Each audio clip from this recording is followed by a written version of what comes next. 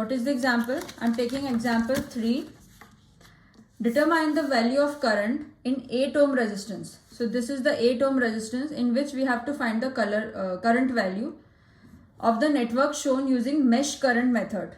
So this is important to note that in question it is already given that we have to do it by mesh current method. So we cannot use any other method. Hence, also the point to note is there, mesh current method is also known as Kirchhoff's voltage law. Also it is known as loop analysis. So we don't have to get confused on the question.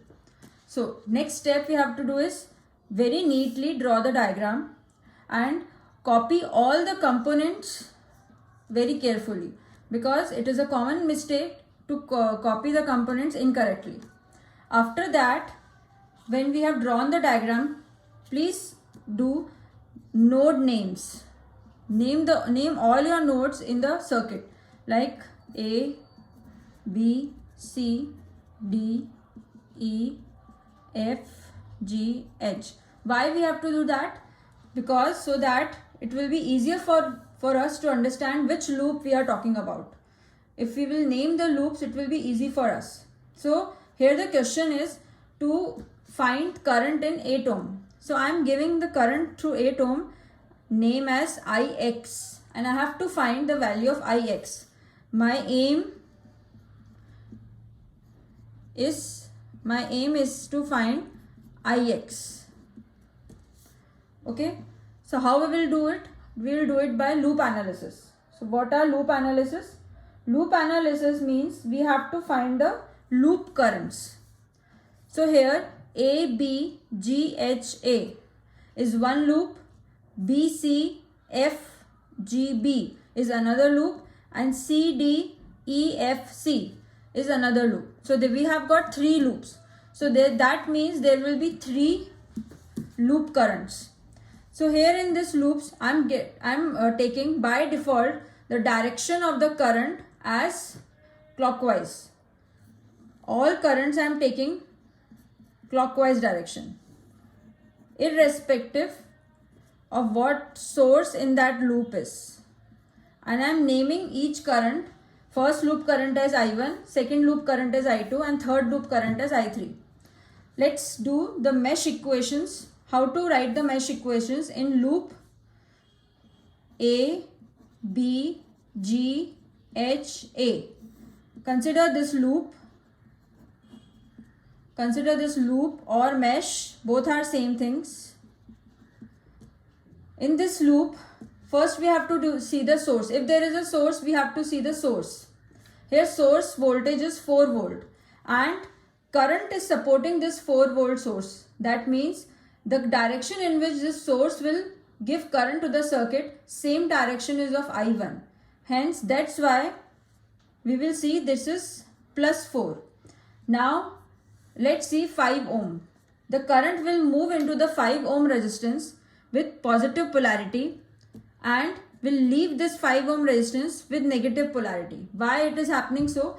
It is said that whenever current enters any component or resistance, it is at greater energy, but when it leaves the resistance, it dissipates some of the energy because of the voltage drop happen in that. When current enters into this, the current value is I, and the voltage drop happen into is this, that is V1, which will be I into 5 ohm. Hence the voltage drop is 5I in this particular 5 ohm resistance. Because of this voltage drop, because of this resistance, there is some energy dissipation. Hence current entering into the resistance with higher energy and leaving the resistance with some lower energy. That's the reason why each resistance has its own polarity. In a similar way, in loop A, B, G, H, A, in 15 ohm resistance, the current entering in with the higher polarity and leaving in with the lower polarity. But in 15 ohm resistance, only I1 is not flowing. I2 is also flowing. I1 is flowing in this direction as we all can see, and I2 is flowing in this direction. The direction of I2 in 15 ohm is this, right? So that means I1 and I2 are in opposite direction and flowing through 15 ohm. But since we are talking about the loop ABGHA, we will take I1 as boss quantity and I2 as the slave quantity. So hence my equation will be for loop ABGHA will be plus 4, because we have to take the polarity which is left by the current. Current leaving the polarity we have to take. So in 5 ohm, current leaving the polarity is minus. So that will be minus. How much potential drop is there? 5 into I1. 5 into I1.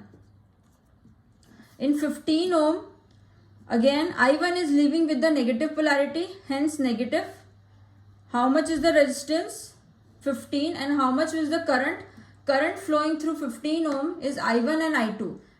Both are in opposite direction, but since we are talking about the loop ABGHA, and in ABGHA the main current is I1, so I am taking I1 as positive minus I2.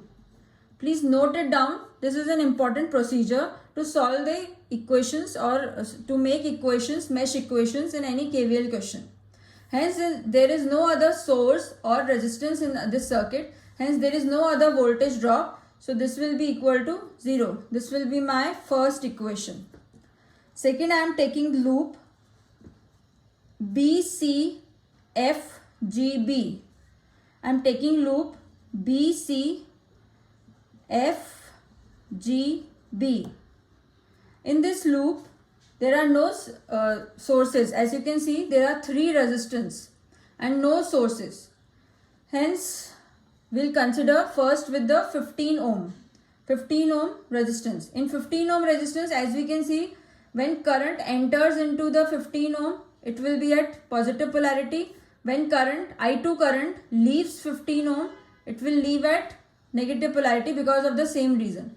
Similarly, this will happen with 10 ohm. It will enter with positive polarity and it will leave with negative polarity. In same case, it will happen with 8 ohm, positive polarity and leave with negative polarity. But in 8 ohm, there are 2 currents flowing, one in this direction and another in this direction. Hence, that's why, since we can see both currents are in opposite direction, that's why we will take I2 as the boss and I3 as the slave in 8 ohm resistance. Let's see how to write equation then. So in BCFGB, we will first start with 15 ohm, current leaving with negative polarity, hence minus 15, and the current in 15 ohm are I2 minus I1, because now we are talking about loop BCFGB. That's why now I2 become boss and I1 becomes slaves. So next resistance is 10 ohm, current leaving with negative polarity, that's why minus, resistance is 10, and current entering into this 10 ohm resistance is I2. Next is again 8 ohm, current leaving the 8 ohm is minus. How much current in 8 ohm? Which is the boss? I2 is the boss because we are talking about this loop, minus I3. And in this way, we cover all 3 resistances. Since there is no voltage source, hence this is equal to 0. This is my second equation. Now comes to the third loop, which is CDEFC. CDEFC.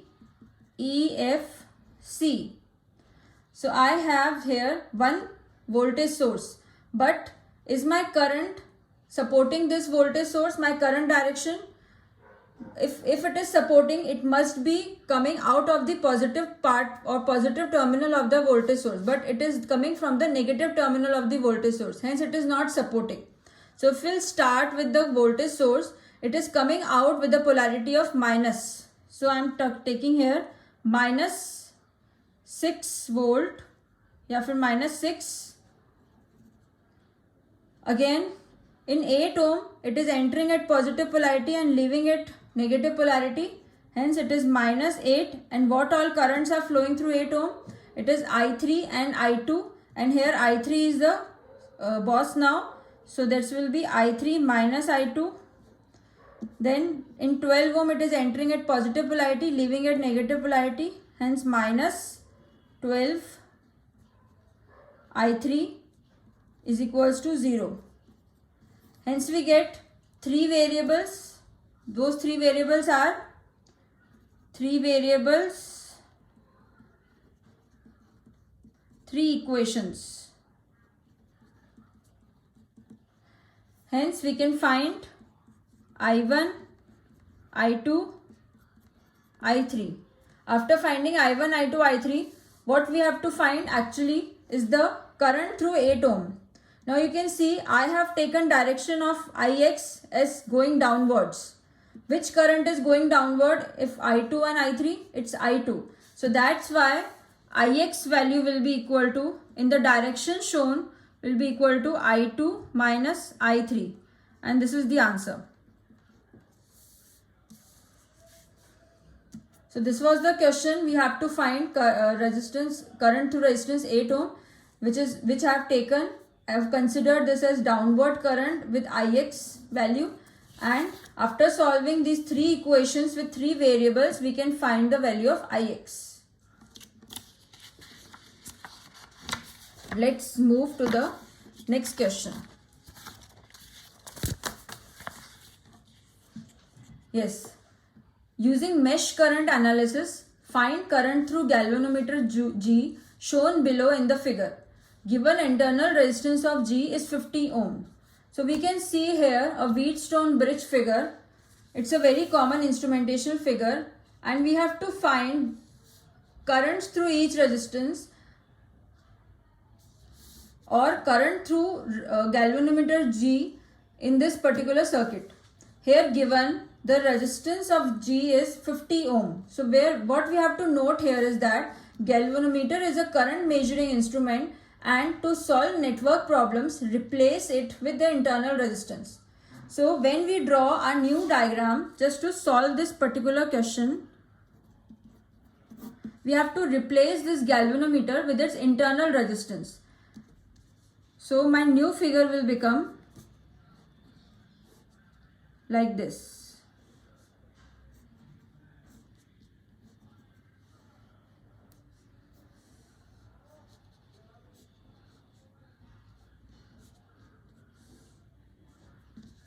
Here all the other quantities will be same as shown in the figure. Only galvanometer quantity will be the internal resistance given, that is 50 ohm. This is 20 ohm.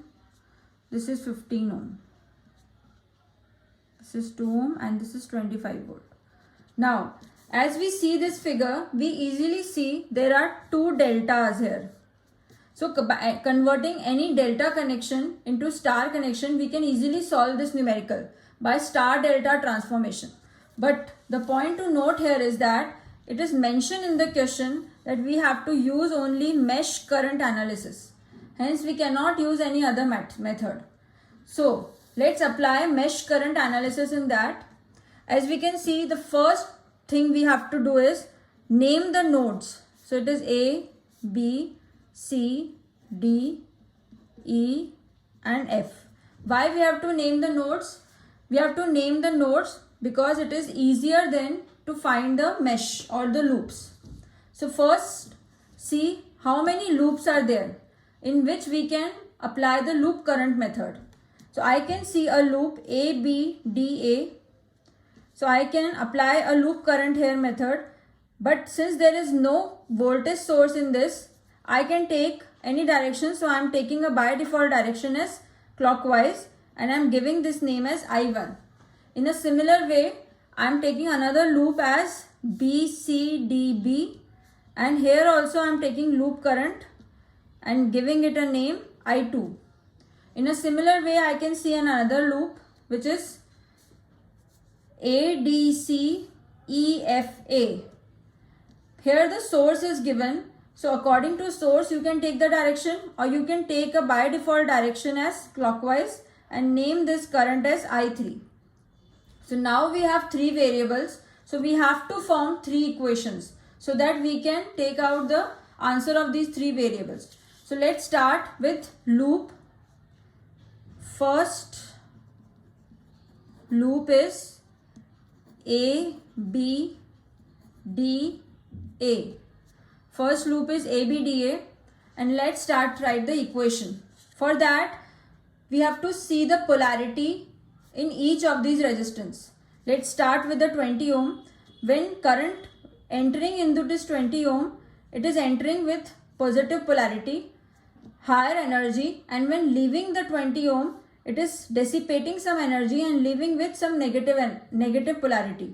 In a similar way, when current I1 entering into 25 ohm, it is entering with positive polarity but leaving this 25 ohm with negative polarity. In a similar way, when I1 currents entering into 50 ohm, it is entering with positive polarity but leaving with negative polarity. In this 50 ohm, there are two currents flowing, one in this direction and another in this direction. Hence, these both directions are opposite and we are talking about the loop ABDA. That's why I am taking my current I1 as the boss and I2 as the slave. So now let's write the equation and starts with 20 ohm. So in 20 ohm, the current leaving the polarity is minus. So that's why it is minus 20 I1. Again in 25 ohm, it is leaving the polarity with minus. So that's why minus 25 I1. In 50 ohm, there are two currents flowing.